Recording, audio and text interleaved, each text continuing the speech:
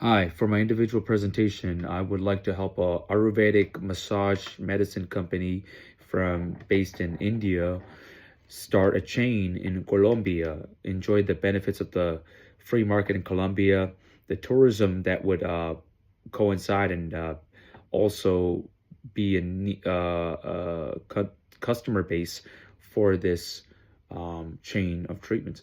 Ayurvedic is a Indian system of medicine that focuses on holistic well-being and promotes balance between the body, mind, and spirit. They use a lot of natural remedies instead of pills and surgery, and it's a lot of herbs. I think with Colombia's economy and its tourism, I think this chain would benefit, would would thrive. It is a niche of the massage market. It's the lesser known of the many types, but I think it'd be very successful. Now, to answer the questions, what are the advantages of going international? How would it differentiate from managing domestic operations? Outsourcing business or products overseas.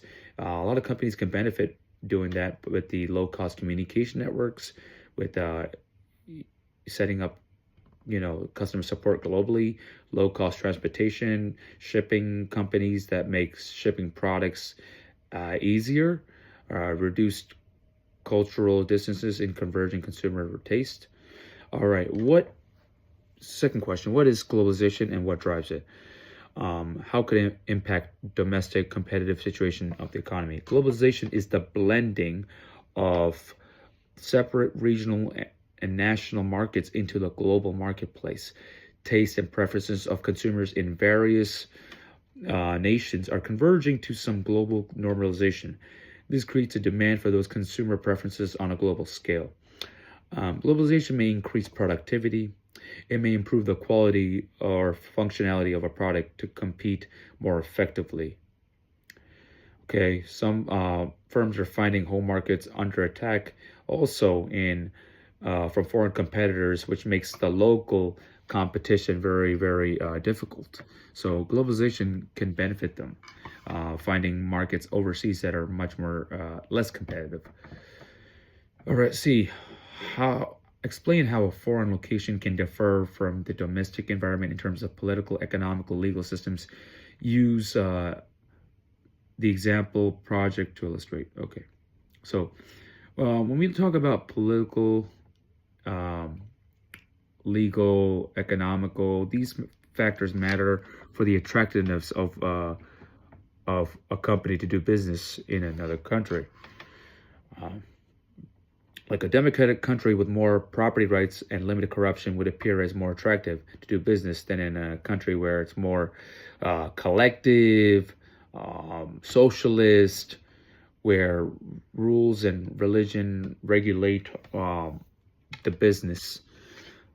All right. Political systems or systems of governments in a nation are determined by the degree in which they emphasize collectivism, as I mentioned, as opposed to individualism. It could be democratic, it could be totalitarian. Collectivism is like a system that stresses on the primary of collective goals over the individual. So the needs of the society is more important than the needs of the individual and their freedoms. Individualism, on the other hand, suggests a high degree of freedom over economic and political pursuits. So self-expression are more focused on, self-interest are focused on to achieve the best overall good for society. Economic systems fall under three types: market economy, command economy, and mixed economy. Market economy involves goods and services a country produces and the quantity in which they are produced, and it's determined by the supply and demand. So if there is a high demand and low supply, the price is gonna go high because there's not that much supply, and vice versa. Economy command economy is where the government plans the goods and services a country produces, the quantity in which they're produced, and the price they're sold at. This could be more common in a lot of socialist, communist countries. Mixed economy is like the combination of market and command economies. This might happen when the government takes over troubled firms that consider vital for national interests. So this could be like when the automotive industry is negatively affected in America, and they need to have more production of cars. That could be one example. Legal system refers to rules or laws that regulate behavior along with processes that are noticed. So there's three types of laws: like the common law based on tradition, precedent. Civil law, it's like detailed as a set of laws organized into codes, like what they have in Europe around the European Union. And theoretic is law is based on religious teachings, like Islamic countries. Political systems can vary in stability, democracy, and the degree of corruption in which the business operations are conducted. Economically, differences in currency, inflation, labor cost, and markets can create challenges and opportunities as well. Legal systems can vary greatly. All right. And last question: what are the regional trading bloc and bilateral agreements for this project? So any possible impact of such a regional integration or trade? So trade blocs focus on reducing or removing tariffs between countries so they can do more business. Also removing non-tariff barriers for goods and services and factors of production. The more countries involved, it means there's more perspectives that have to be taken into consideration, and it makes it harder for all parties to reach a cohesive agreement. And then let's see, what are different types of strategies and used by international businesses? Which one could be most applicable for your project? All right. So I would say let's see, we have the global standardization, which is focused on increasing profitability, reaping the cost of reductions and from economies of scales. Then you have localization, which is increasing profitability by customizing the firm's goods to match the taste and preferences in different national markets. You have transitional, which attempts to both achieve low cost through economies of scales, through product offering across geographical markets, to foster multi-directional flow of skills between subsidiaries. All right. So with pertaining to my business, the Ayurvedic treatment, Colombia does do business with India, also U.S. Colombia actually engages in bilateral trade. In 2023, Colombia exported $2.51 billion to trade with India.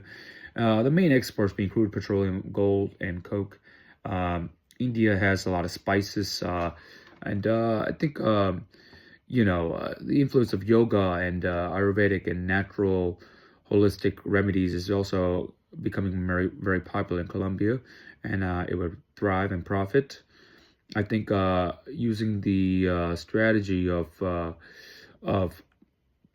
localization would help increase the profitability for having Ayurvedic firms within the area of Bogota or Medellin.